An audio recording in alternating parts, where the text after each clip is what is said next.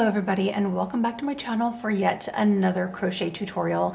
Today's video is going to be a tutorial on a crochet scrappy rug. We're going to be crocheting this in the round, so it's very simple, perfectly geared for beginners. Let's quickly go over the materials that I will be using for this tutorial. For my yarn, I will be triple stranding with a number 3 DK or lightweighted fiber. This is just the Hobie Amigo yarn. This is 100% acrylic, and like I stated, I will be triple stranding, so I will always have 3 strands of different colors on my hook. I will also quickly go over how I will be changing out my yarns and just the different color selections that I'll be working with. Next up, I will also be using a 6.5mm crochet hook to pair with my triple strands of yarn. And of course, I'll also be using some scissors to help cut our yarn, a darning needle to weave in our ends at the very end of the rug. And lastly, this is optional, but you can use a stitch marker to help us find the very beginning of the row because the stitches will be rather tight. Now, I know you guys are going to ask, how much yardage do we need to crochet this rug? And to be honest, the yardage is completely up to you because you can add on as many or as few rows as you would prefer. So if you guys want a tiny little decorative rug for your room, you're gonna need less yardage than myself. Or likewise, if you wanna make this super huge and gigantic because you have a ton of scrap yarn, then you'll need more. So just feel free to pull out as much DK weighted fiber that you have in your stash, and let's go ahead and get started. I also thought it'd be really helpful to go over my method of how I will be triple stranding. So what I want to do, and again, this is just my own personal preference, I will always have 3 separate colors on my hook, and every few rows I will change out one of the colors. It doesn't matter at what point you choose to swap out that color. This is just how I'm going to be creating a gradient, a really soft shift in colors as I work up this rug. In order to start off our crochet rug, I do need to begin with a magic circle. So as you can see, I have my 3 strands kind of bunched up together, and we're just going to treat this as one strand of yarn. So to create that magic circle, I'm going to grab just this part right here, crisscross it over like so. I can reach into the center with my 6.5mm and grab all 3 strands and pull up a loop. So this is the very start of our magic circle. And from this point, I'm going to start off my row by chaining 1. So right here where I have the chain 1, I'm going to go ahead and use my stitch marker and just place it right into that spot because it's kind of hard to keep track of this when the stitches get very tight. Now that I have my stitch marker placed through that chain 1 space, I can go ahead and work 6 single crochet all into the very center of our magic circle. So I'm going to reach in, grab all 3 strands and act as if they're one, and work 1 single crochet, 2, 3, 4, 5, and here is my 6th single crochet. At this point, I can go ahead, tug on my loose ends and close up that circle. And now at this point, I can go ahead, remove my stitch marker and slip stitch directly into that chain 1 space. Let's go ahead and start working on row 2. What I'm going to do is chain 1, and I will always chain 1 at the very beginning of my row. Use your stitch marker and mark the chain 1 space. And the pattern for row 2 is to place 2 single crochet into every single stitch in the round. So looking here for my very first stitch, I'm going to insert my hook, and I'm just going to wrap my yarn over top so that we can weave in these ends and place 2 single crochet into every single stitch. So there is my first, and here is my second stitch. Moving on to the second stitch in the row, again insert and work 1 and 2. Next stitch, work 1 and 2, and carry on until the very end of your row. So now that I'm here at the end of row 2, I just want to do a quick little recap. For row 1, I worked a total of 6 stitches, and here at the end of row 2, because I doubled them, I now have 12 stitches in the row. So at this point, I can remove my stitch marker and slip stitch into my chain 1 space. So here at the very end of row 2, this is what the very start of your project should look like, just a very basic flat circle. Before I go ahead and start row 3, I have already changed out one of the colors of my yarn so that we do get a very slow gradient change. So let's go ahead and start working on row 3. Like normal, we are going to chain 1 at the very start of the row, use my stitch marker and mark that place. And the pattern for row 3 is to work 1 single crochet and then 2 single crochet in the next stitch. 1 single crochet and then 2 single crochet into the next stitch. So we are slowly going to be increasing our stitches. So looking here for the very first stitch in the row, insert and work 1 standard single crochet. Moving on to the second stitch in the row, we're going to work 2 single crochet all into the same stitch. So there's 1, going right back in for 2. And as you can see, my color just swapped out. Moving on to the next stitch, work 1 single crochet. And then at the next stitch, work 2. 1, 2. And once again, at the next stitch, work 1 single crochet. And at the next stitch, work 2. So we're just repeating 1 single crochet in the first stitch and then 2 single crochet in the next, and then repeat until the end of your row. I'm coming up here to the very end of row 3. I can go ahead and remove my stitch marker and slip stitch into that chain 1 space. So just tighten up and close off the round. And this is the end of row 3. To go ahead and start working on row 4, I'm going to chain 1 like always. And now the pattern for row 4 is to work 1 single crochet, 1 single crochet, and then 2 single crochet. So it's going to go 1, 1, 2, 1, 1, 2 for the entire round. So looking here for the very first stitch, we're going to work 1 here at the next stitch, 1 single crochet. And now here at the third stitch, we're going to work 2 single crochet. So there's 1, going right back into that same stitch for 2, and we're just going to repeat this for the entire round. So we're going to work 1 single crochet, moving on, 1 single crochet, and here at the next stitch, 2 single crochet. So there's 1, here's 2. And just repeat until the end of the row.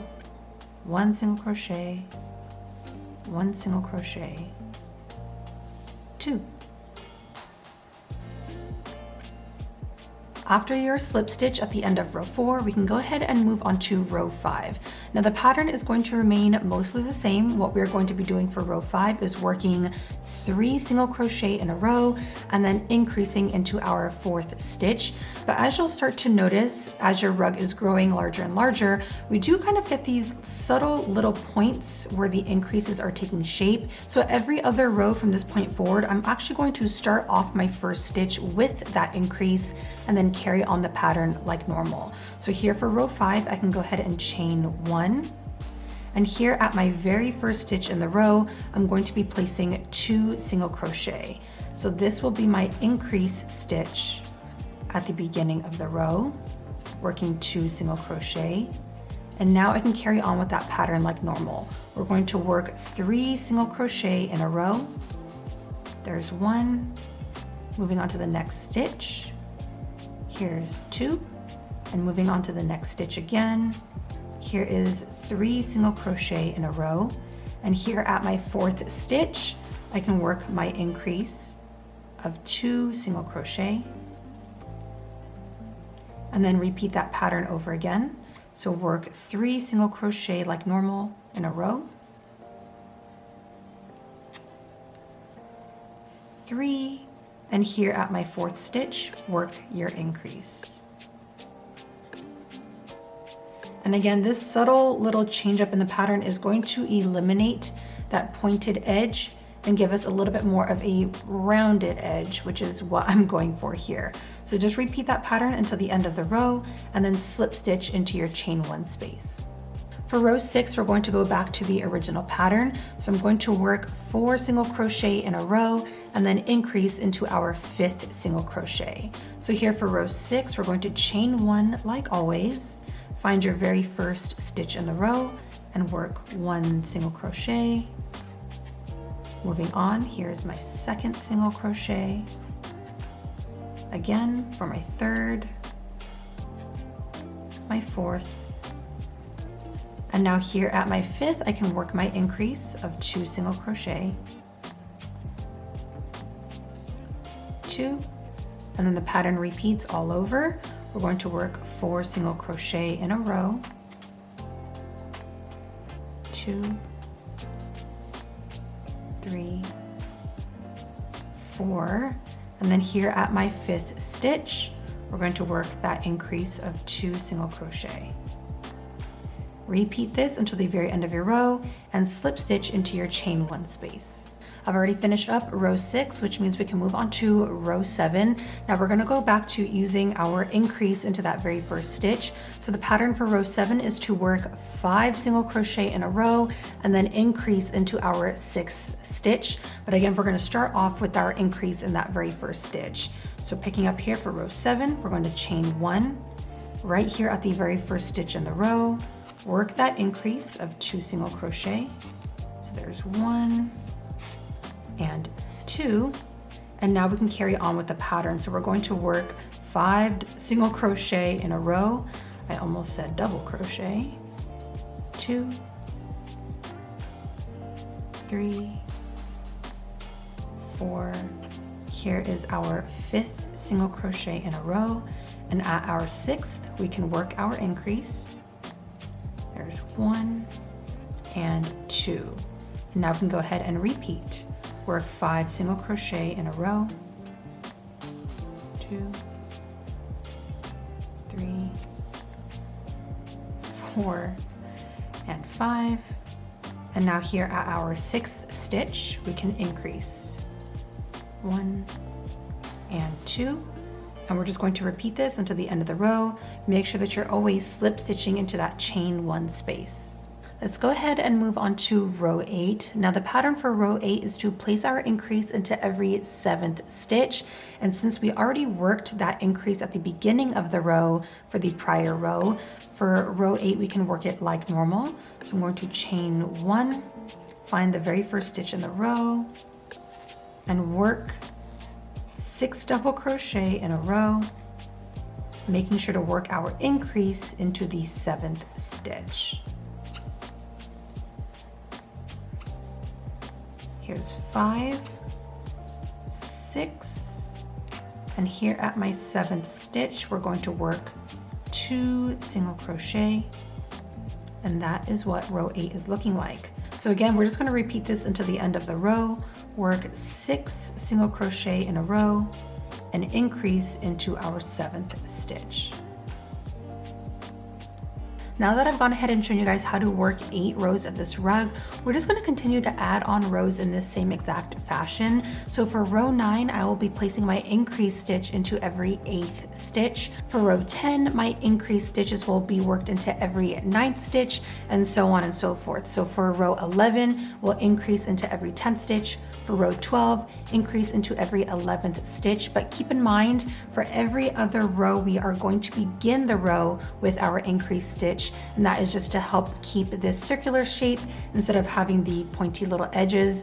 And again, depending on how large you would like this rug to be, just continue to add on rows, and whatever row that you are currently working, work that increase stitch -1. So for example, if you are on row 54, you're going to work your increase stitch into every 53rd stitch, and on and on and on. So if you're on row 80, work your increases into every 79th stitch. If you guys are all interested, I will also have a written downloadable PDF crochet pattern that you guys can purchase. I will leave the link for that down below as well, and I'll walk you guys through every single step with photos as well. So I'm just going to continue to work on her, and I'll be back in a moment. All right, everybody, I've taken a few more weeks to work on this rug, and at this point, this is what she's looking like. Obviously, I've just kind of switched up my colors 100 different times, and this is kind of the end result. So at this point, I have chosen to stop at the end of row 50, meaning that my increases for row 50 were placed into every 49th stitch. So I'm gonna go ahead and give you guys some quick measurements, but again, triple stranding with the DK weight yarn. And for me, having worked up a total of 50 rows, right across the center from edge to edge, I do have a total of 30 inches. So again, this is 30 inches in diameter. Let me go ahead and show you guys how to finish up the rug. Picking back up here at the very end of my row, I have already slip stitched. And at this point, I've just cut my yarn. And all we're gonna do after that slip stitch is yarn over and pull through all of the tails and tie off a quick little knot. So at this point, all we have to do is weave in this one end, because at the beginning, I did take the time to weave in my ends as I was crocheting. So feel free to grab your darning needle. I'm gonna weave through all 3 ends. And at this point, I'm just going to weave my tails in and hide the end of the yarn.